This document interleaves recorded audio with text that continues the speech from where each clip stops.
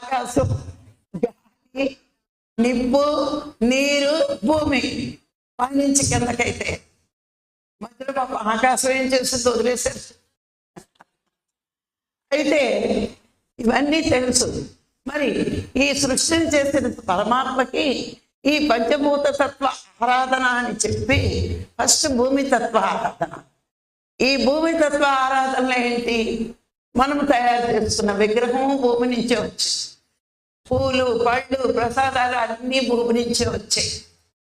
బాగానే పెడతాం పూలు పళ్ళు విగ్రహాలు.